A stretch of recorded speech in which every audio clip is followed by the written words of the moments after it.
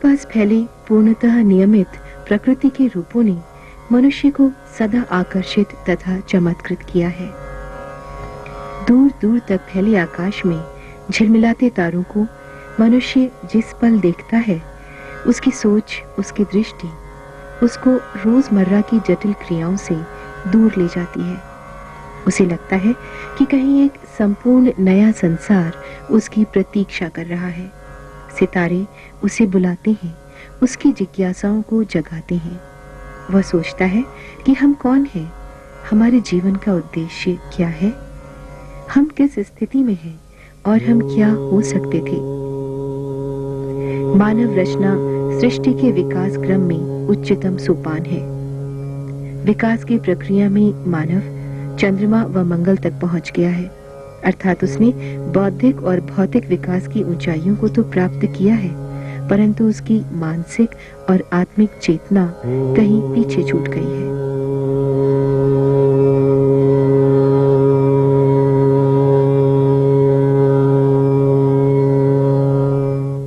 नई सहस्त्राब्दी के इस मोड़ पर एक ऐसे विश्व की परिकल्पना है जहां युद्ध न हो, रंग भेद न हो वर्ग भेद के अस्वाभाविक बंटवारे, बल्कि एक ऐसा संपूर्ण नया संसार हो जो हमारी सनातन आत्मिक और आध्यात्मिक अवधारणाओं के अनुरूप सामूहिक चेतना और प्रेम की ओर बढ़े।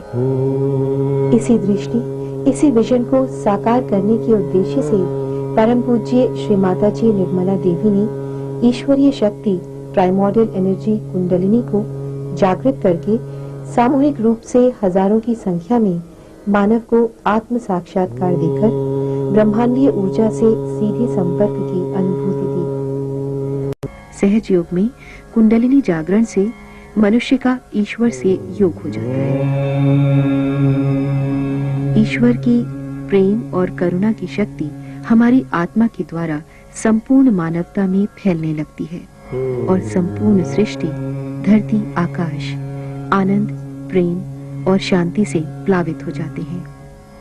तब हमें लगता है कि प्रेम तारों की गति को भी प्रभावित कर सकता है।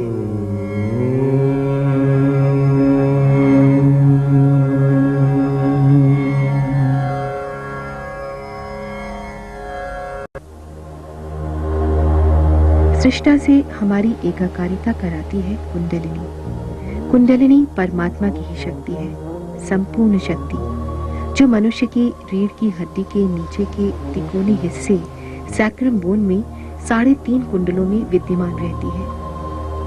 आत्म साक्षात्कारी गुरु या महापुरुष के संपर्क में आने पर यह कुंडलिनी शक्ति जागृत हो जाती है और मनुष्य के शरीर के 6 ऊर्जा केंद्रों यानी चक्रों के अंदर से निकलकर सर के ऊपरी भाग में स्थित 7वें चक्र को भेद कर सृष्टा से हमारी एकाकारिता करा देती है। यह एक सहज घटना है, एक जीवंत क्रिया है, मानव के आध्यात्मिक विकास की अंतिम अवस्था है, महायोग है, सहज योग। स्पाइनल कॉर्ड में स्थित ईश्वरीय शक्ति के 6 ऊर्जा केंद्र या चक्र मनुष्य के संपूर्ण स्नायु मंडल से संबंधित हैं। इन 6 ऊर्जा केंद्रों का नियंत्रण हमारे मस्तिष्क में स्थित 6 ऊर्जा केंद्र या चक्रों द्वारा होता है। इसलिए ध्यान की प्रक्रिया द्वारा जब कुंडलिनी ऊपर उठती है तो मस्तिष्क के शीर्ष भाग, जिसको मेडिकल साइंस में लिम्बिक एरिया कहते हैं, और योग में ब्रह्मरंध्र को भेदती है और उसके परे स्थित सर्वव्याप्त शक्ति के संपर्क में आती है। जब योगी गहरे ध्यान में होते हैं तो मस्तिष्क में स्थित θ2 वेव्स में वृद्धि हो जाती है। ये वृद्धि लिम्बिक एरिया की सक्रियता के कारण होती है।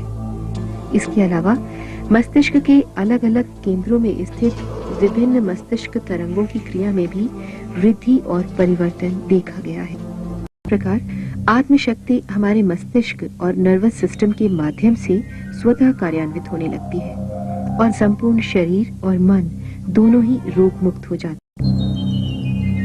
इस ब्लॉसम टाइम में खिले फूलों को फल बनाने के लिए ईश्वर ने अपने प्रेम की शीतल हवा प्रवाहित की।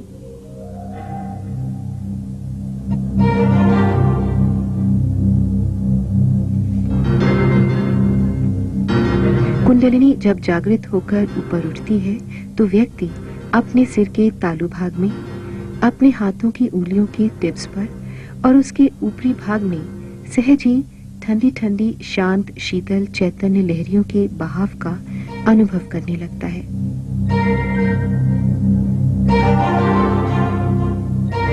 इन्हीं शीतल हवा की लहरियों को श्री जीसस क्राइस्ट ने कूल ब्रीज कहा, इस्लाम में रूह कहा और आदि शंकराचार्य ने सौंदर्य लहरी या चैतन्य लहरी कहा। परमात्मा के प्रेम की सर्वव्याप्त शक्ति द्वारा ही यह शीतल हवा प्रकट की गई है, जिसे हम ग्रॉस सेंसेस पर अनुभव करने लगते हैं। इस स्थिति में हमारी मानवीय चेतना ह्यूमन कॉन्शियसनेस ईश्वरीय चेतना डिवाइन कॉन्शियसनेस में परिणित हो जाती है और हम मनोदैहिक शरीर के 3 आयामों की सीमाओं से परे चौथे आयाम की स्थिति में आ जाते हैं।